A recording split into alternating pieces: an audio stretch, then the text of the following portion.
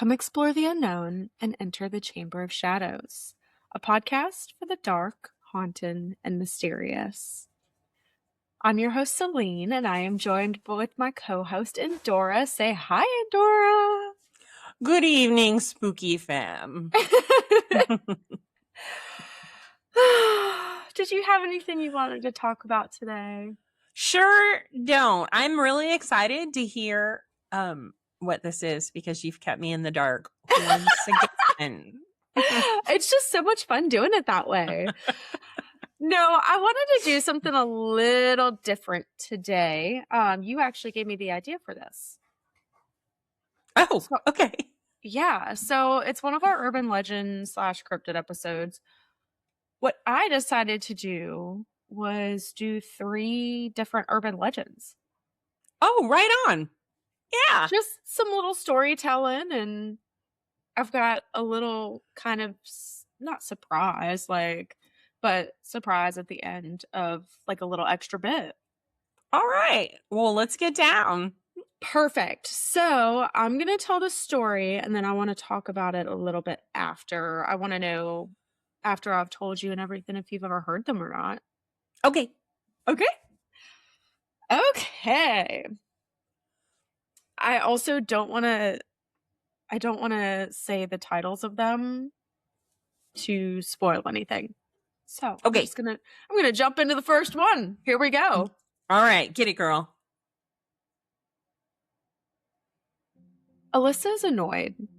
This was the 3rd time her parents asked in the last 30 minutes if she was sure she would be okay alone.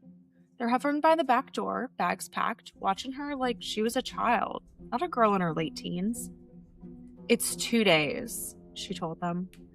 You'll be 3 hours away. I'll be fine. I have Bear. Right on cue, the dog thumps his tail on the floor. Laughing, her parents kissed her goodbye, finally stepping outside and making their way to the car. Alyssa shuts the door and locks it with a click before walking through each room, checking doors and windows. Everything was locked up easily except for one living room window. No matter how hard she tried, it refused to latch. It's fine, she mutters, pulling the curtain closed and curling up on the couch with Bear and a book. Time passes, wood creaks, pipes tick. Eventually, her eyes begin to blur. Heading upstairs, she brushes her teeth, changes into her favorite pajamas, and climbs into bed. As always, she hangs her hand over the edge of the mattress. A wet tongue brushed her fingers.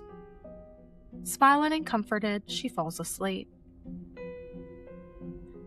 She woke to darkness. The clock glows 3 a.m. Then she hears it. Drip, drip, drip. The sound was steady, echoing from the bathroom. Ugh, the faucet. Rolling onto her side, she reached down again, fingers hanging off the edge of the mattress. A tongue licked her hand. Reassured, she drifts back into sleep. But not for long. Her eyes snap open. 4:30 a.m. The dripping hasn't stopped. Her patience finally broke. Groaning, she swings her legs over the bed and pads towards the bathroom, the door already cracked open. As she flicks on the light, she comes to a halt, refusing to come to terms with the scene before her. There, hanging over the tub, is Bear, skinned and blood dripping steadily into the porcelain below. Drip, drip, drip. Her scream caught in her throat. On the tile next to him, written in blood, dark and drying, are the words, "Humans can lick too." Ew.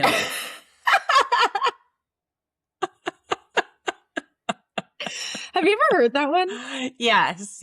I've heard many versions of it. Yeah, it's a good one, though. So it's funny you say that because I actually wrote this myself. Oh, you did? Yeah. So, I mean, It was the same like concept and stuff, just different like minor details. But yeah. So yeah, I remember the first time I ever heard this, I mean, it was years ago, but, like, I got the chills. Yeah. Chills. Well, that's a good reveal for the first time.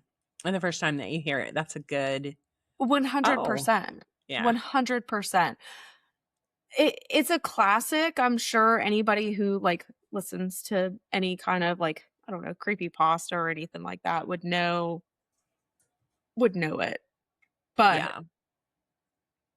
oh my god, I don't know. It always thinking about the fact of, like, ugh, I can't. Ew, I Yeah, can't. Like, it gives me the heebie-jeebies. I feel Ugh, that. Yeah. oh my god. Okay. So based on any reality that you could find, nothing, absolutely based on Nope, nothing. nothing. Yeah. Okay. Nada. I know. I know, which honestly, fine by me. It's so creepy. Oh my god. I can't. I don't like people.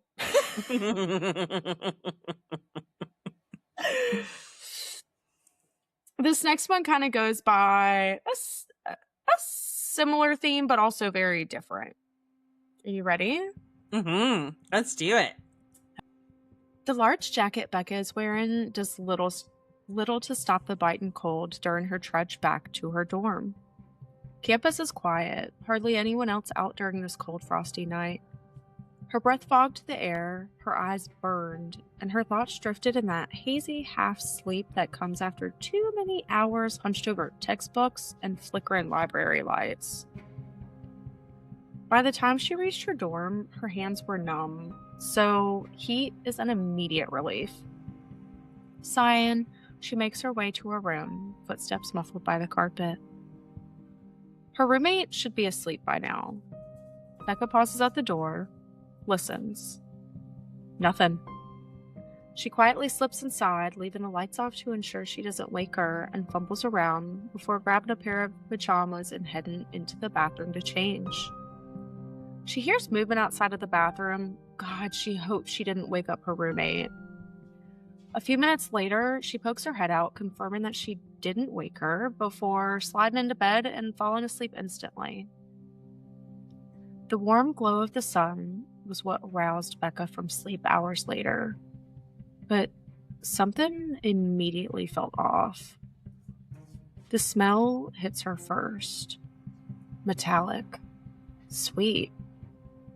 Familiar in a way that made her stomach tighten. She sat up slowly, turning towards her roommate's bed.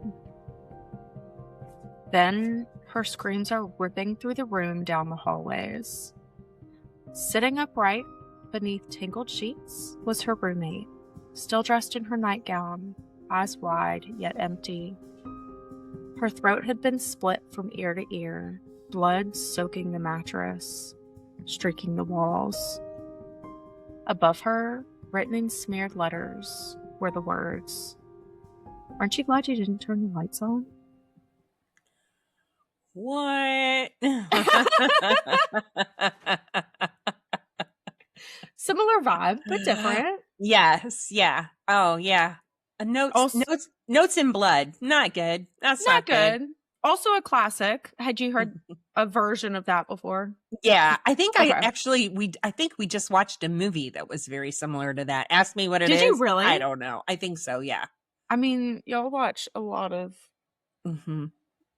choice Yeah, movies. we do, but we don't watch that many slasher movies, but this was definitely a slasher movie. I wish I could remember I don't know. It's all pretty blonde girls. That's what I remember. Oh my god. Was this one of the like cheesy ones that y'all watch? Oh yeah, for sure. I feel like all slasher movies are cheesy to me. That's fair. That's fair. I'm not a huge slasher fan. Yeah, I'm not either. But I do like a good jump scare though. I'm not, because that's pretty much the only way you can scare me. Yeah. And I don't startle well. I I love the supernatural movies, But I agree. Mhm. It really is like, you have to like jump scare me. And Yeah. here's the thing. I know it's coming. You know It how the doesn't matter. camera pans and you're like, something's coming and I know it's coming, but I know it's still going to scare the shit out of me. Yep. Yeah. Same. Yeah. Yeah. That's how you get me. That's how you get me. I'm like, oh, I know it's coming. I'm like this. Are you one of the people who like covers their head when they get scared? I mean, when you were little and stuff. You know how people like they get scared, they're like, I'm gonna throw my sheets over my head. Oh, wow. Daddy and I were the horror movie watchers. He would always watch them with me, and I would climb behind him on the couch. And he'd be like, come on out. Oh my It's God. okay. And I'd come out just in time for the jump scare. He'd be like, ha ha ha, gotcha. Oh my God. I've never been the person to like close my eyes or cover my head or anything. For some reason, I need to see what's coming. Yeah. Yeah. I'm that way now. I wasn't Maybe when it's I so was I little. can assess. Oh no, even when I was little, for whatever reason, I would not cover my head. I'm like, no, I gotta see it. I need to know what's coming. I guess so then I know like what I'm fist fighting. I don't know. I don't know. I guess. Yeah. I mean, Beats me. you're not gonna save yourself by hiding. Hiding is not gonna save you. I can't. Yeah. Did you live in a dorm for any period of time? No. Okay. I was trying to think when I was typing this up. I was like, it's a very like, again, cliche urban legend, but I'm just trying. I mean, there's a lot of probably true crime cases that go along with something along those lines, but I don't know.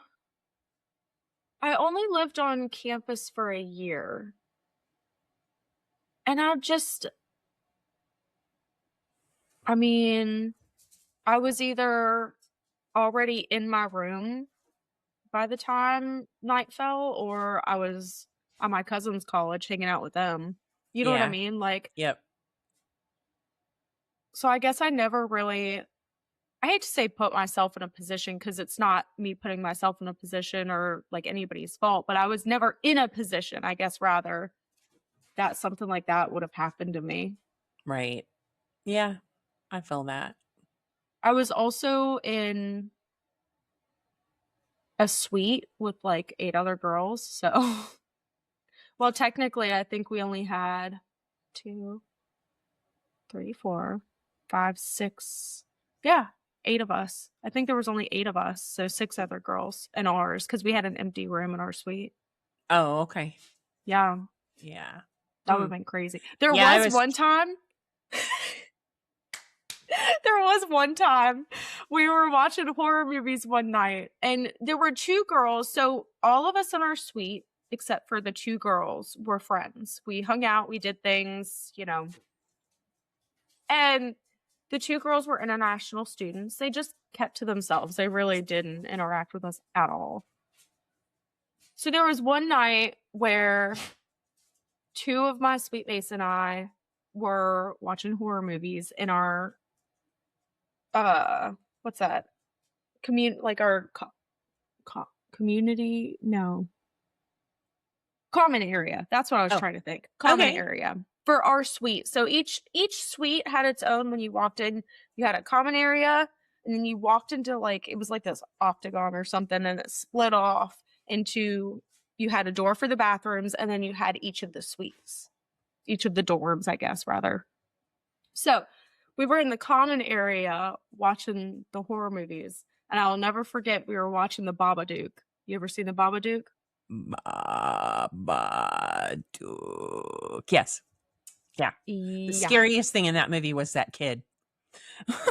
I remember nothing about it. I'm sure if I rewatched it, I would. I remember nothing about it. What I do remember is right in the middle of the movie, our door started, like the lock started going. Oh, And we started looking at each other. We thought everybody was in there. We're like, everybody's here. What's going on? Who is that trying to break into our dorm right now? And then the door opened. And it was one of the international girls. It was right in the middle of like the Babadook. And we were like, who's coming into our room right now? It's the Babadook. Core memory right there. It was crazy. It was really funny, but oh Lord. All right, are you ready for my last one? Yes. Okay, Scare this me. one also a classic, but one of my favorites. All right. The parents left at 7:00, right on schedule. Mara watched their car disappear down the street from the living room, keys heavy in her pocket, phone buzzing with a text from her best friend. You alive? Barely, she typed back, glancing at the staircase. Kids are asleep. Easy money. She did her first walkthrough. Front door locked, back door locked, alarm armed. The baby monitor glowed softly on the counter. 2 sleeping shapes rising and falling upstairs. At 8:03, her phone rang. Unknown caller. She frowned. Probably a spam call. She ignored it.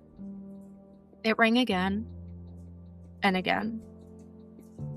Finally, annoyed, she answered. Hello? Breathing. Slow. Close. Can you check on the children? Her stomach dropped. She laughed it off, sharp and nervous. Very funny. She hung up and immediately checked the baby monitor. Both kids were still there, still asleep. At 8:17, another call. Unknown caller. This time, she didn't answer. She muted her phone and turned the TV up louder, but the silence behind the noise pressed in. At 8:30, the baby monitor crackled. Mara froze. She stared at the monitor, the camera angle. It was wrong. It's tilted slightly, as if someone had maybe touched it. Her phone lit up again. Unknown caller. Hands shaken, she answered.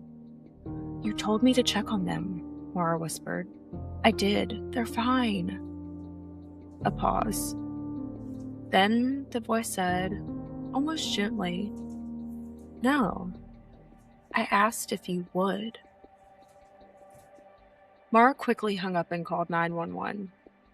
911, what's your emergency? I'm babysitting, and I keep getting calls from a man. He keeps telling me to check on the children. Okay, stay on the line with me. Are the children with you?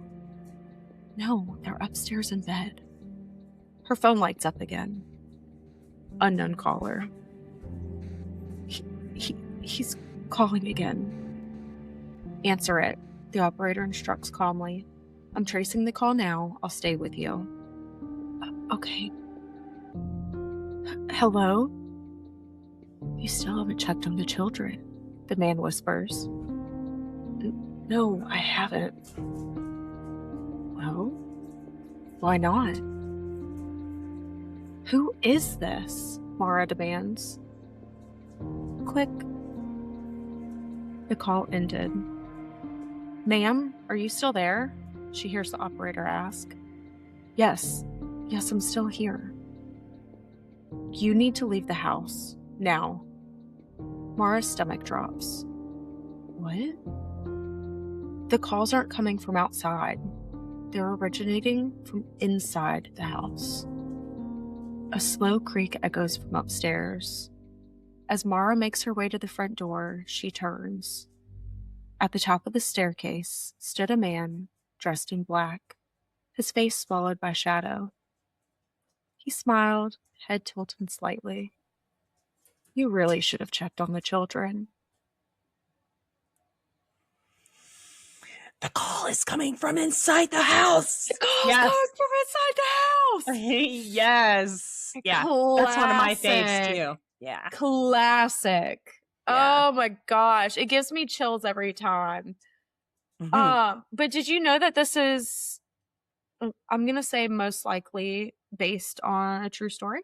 I have heard that before, and I feel like I remember that whatever he did to the children was brutal, and he did it with his bare hands. I don't know why I remember that, but that's sticking out to me right now. Okay. I Yeah. don't know exactly what case you're talking about. I have a different case. Okay. But I will say, for anybody who doesn't know, there are a bajillion different babysitter urban legends. Mhm, mhm, mhm. Some are where unfortunately the children are dead by the time the parents get back. Some are they're alive and the babysitter's dead. Some are the children are alive and the babysitter's alive. That's why I kind of left it open ended for when I Yeah. typed it, because I didn't want to go one way or the other. I just kind of wanted to leave that up to interpretation.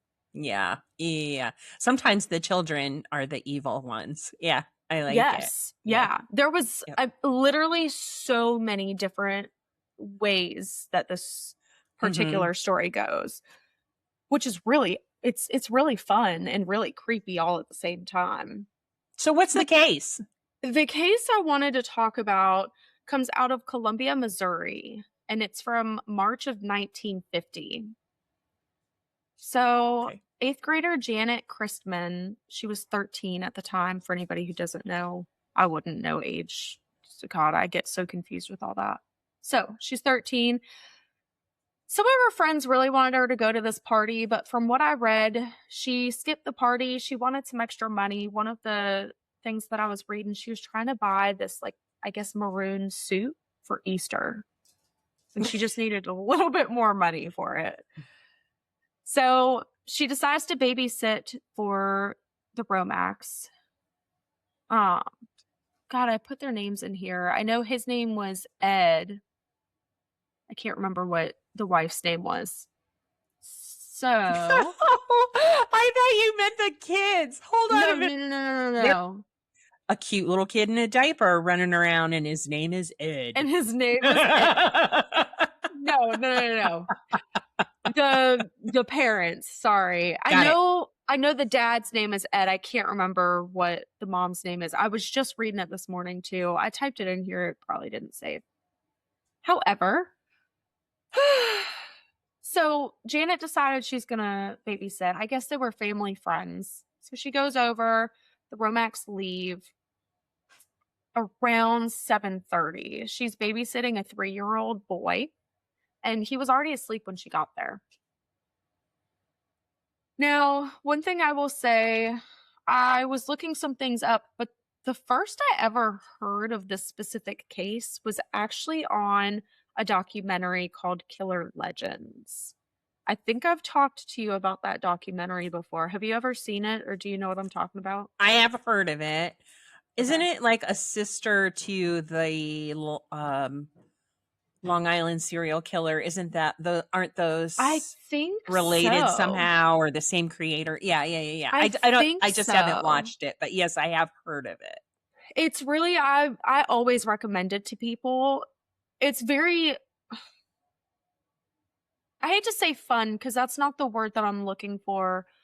It's fun in the aspect of you're learning true stories behind some of these urban legends. Yeah. I know they had, it wasn't Candyman, but it was checking like Halloween candy for Mm-hmm. razor blades Oh and stuff. yeah, that was horrible. Yeah. Yeah. In case you didn't know, that's a true story. So go watch Killer Legends. But they do cover this as well, and they did a great job from what I remember. It's been years since I've seen it. So I did throw that in here. Janet had a friend named Carol who was also babysitting. I guess she felt uneasy that night as well. Temperatures were below freezing and it was raining and sleeting. Just to kind of put some background to what's going on that night. I also saw, and I don't think I included this because it was from a source. And, anyways, there was reportedly somebody else who came out back in like 2010, I think.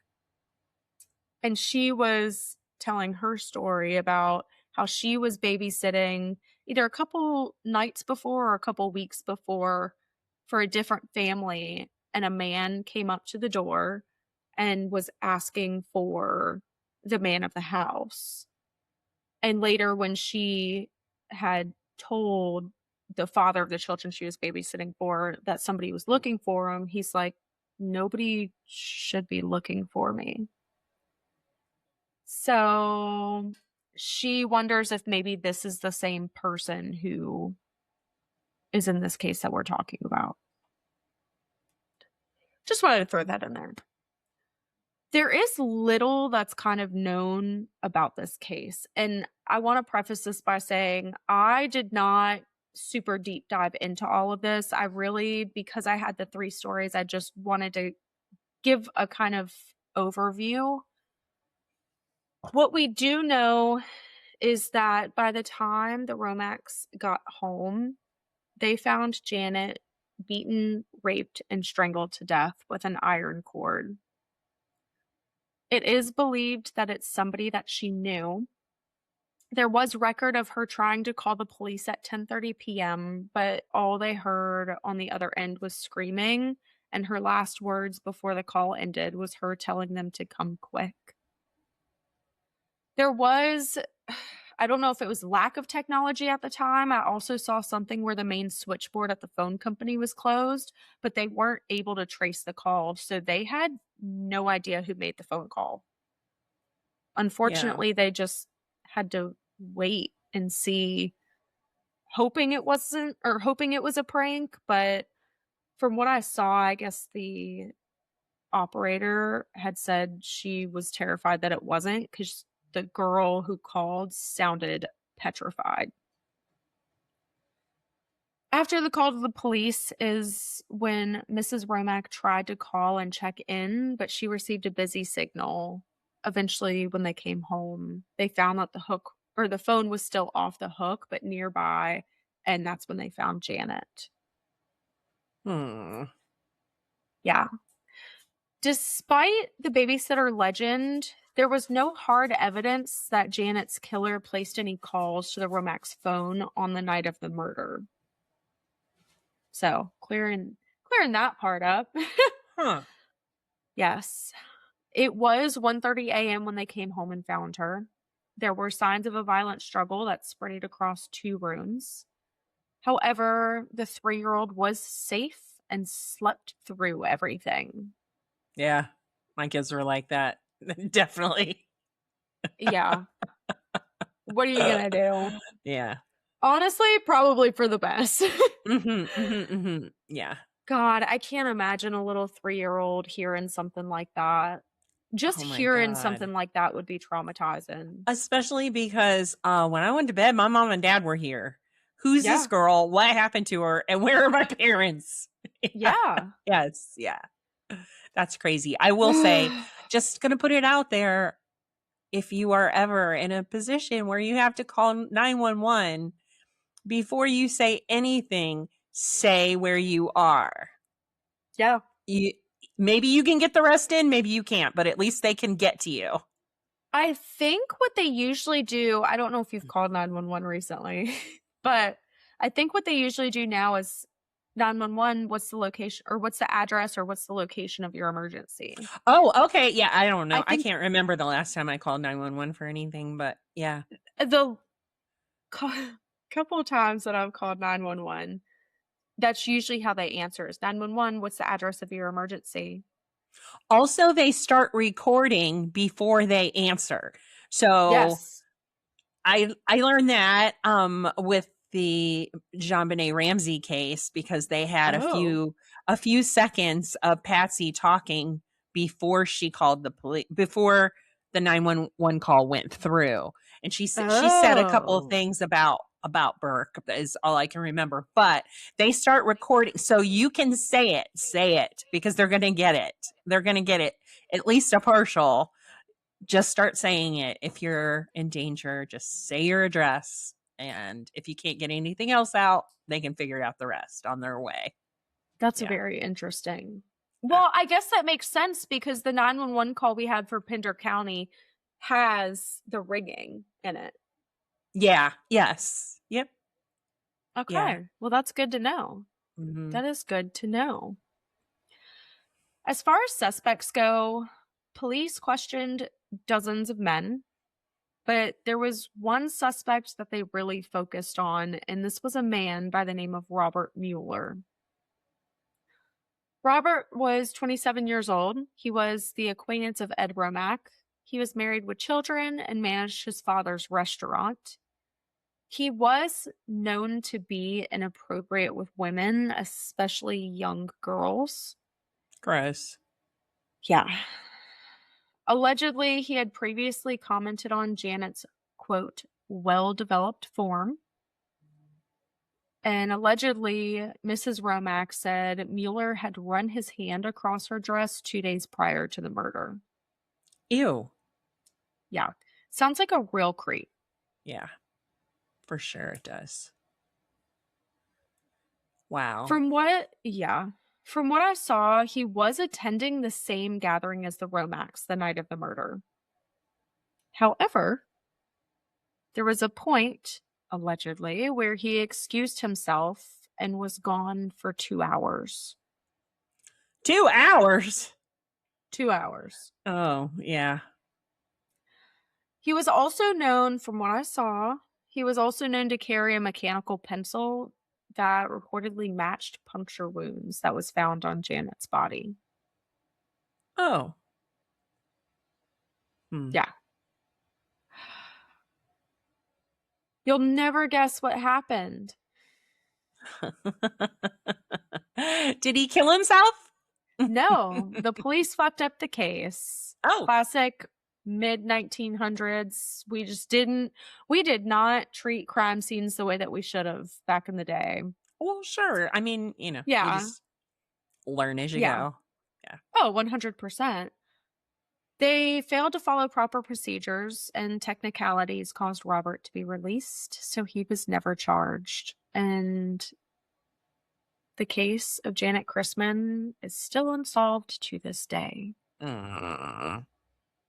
I saw on one report, it was one that I didn't include in here, that I don't know if he was a journalist or a reporter or something. He was with one of the papers. I guess they had reached out for the files on this case and they didn't have them.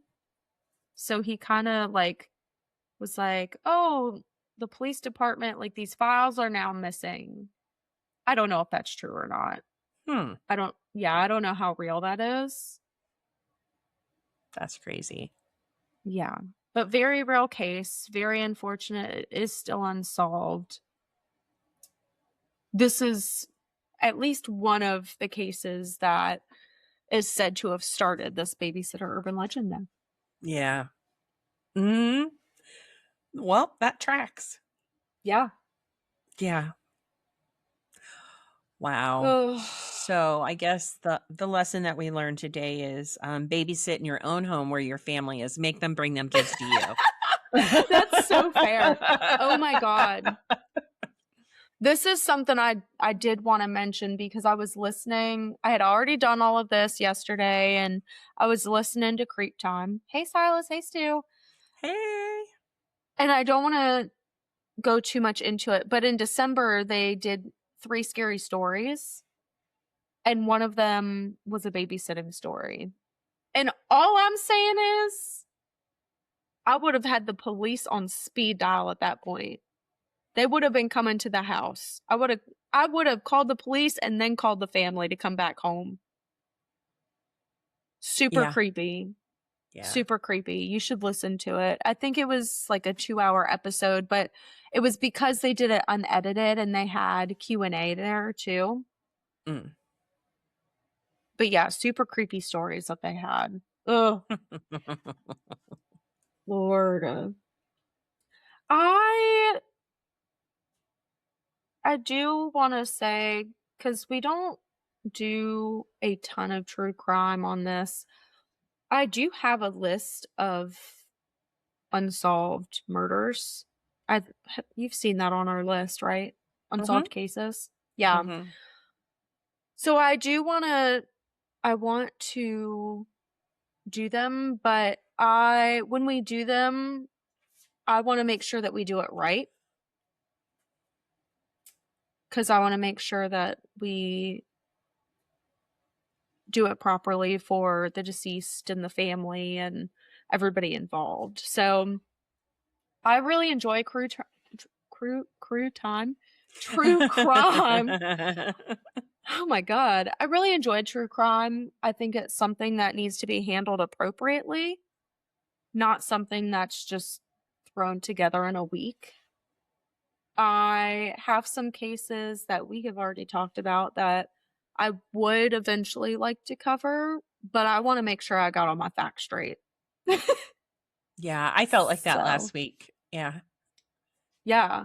Yeah. It's There's a huge difference when you're doing a case like Elizabeth Bathory or Erspet Bathory. You're doing that case where literally everybody's been dead for hundreds of years, and yeah, you still want to do right. Like, you still want to do the right thing. right. But when it's something where maybe somebody's sister or mother might listen, Yeah. you have to do it. You have to do it justice. You have to. 100%. Yeah. 100%. Yeah. I would never. Yeah. Yeah. Yeah, I've got some that I want to go ahead and start because I think I want to do them in a couple weeks. I've heard a lot about some of them. So, yeah, I want to make sure that it's done right, it's done properly, and that I'm finding accurate and reliable information. It's Mhm. it's different in the aspect of a lot of the things that we might cover on the podcast are kind of up in the air. We don't know, right? Like, we don't know exactly what shadow people are. We have no idea. Right. So it's a little easier to put together information in an episode on it because there's not as many factual based things. Right. Yeah. Yeah, and also, I don't know. I'm not super worried about hurting a cryptid's feelings or Yeah, exactly. Sorry, Bigfoot, Mothman, Chupacabra. Lord. Yeah.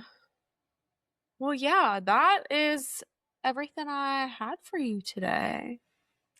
Well, I enjoyed it. It was nice, and also, I'm a fan of horror, and slasher is probably my third most favorite type of horror, so I'm into it. Ugh, I Torture love porn at the horror too. bottom. Ugh, I hate it. I hate Ew. torture porn. I'm not a torture person. Anything like gory. Like, if you're just gory to be gory, we're not doing that. That's not me. Ugh. Lordy, lordy. All Stop. right. He's sorry. He was pulling Listen, my headphones. he's just trying to get his moment. He's trying to get a spanking is what he's trying to get. Don't Oh, you you think I dare. won't? I'm a dragon spanker from way back. That's crazy. Where is he? Okay. He's like on your back. Yeah, I don't mind him back there. I just want him to go up, not down. Yeah. Okay. Anyway. Oh, Lord. Well, what if somebody wants to tell us an urban legend? Oh, Where can they reach us? great question. We have this email. It is thechamberofshadows@gmail.com. We also have TikTok and Instagram. That is at the Chamber of Shadows. If you have any stories, recommendations, personal experiences, literally anything, opinions, drop them in our email, drop them in our DMs. We're here. We are here. I'm constantly checking. If you should decide that you would like to drop us a link about anything that you would like us to cover as well. And if you're enjoying us, then you should subscribe, share, and like. Yes. Yay! We have gotten some, I haven't told you this, but we've gotten some more new listeners. So thank you. If you guys are new, welcome. If you are not new, welcome back to this week's episode of the Chamber of Shadows. We really appreciate everybody who listens, and we just enjoy doing this. We want to hear everybody's thoughts and experiences and stuff. So definitely drop something for us somewhere. Thanks for listening. Thanks for listening, guys. We will see you next week. Nope, I'm not going to say it. I'm not going to say what it is. Join us next week to find out what we're talking about. So wrong. So wrong how you do me. Bye. I love it. Bye. Bye.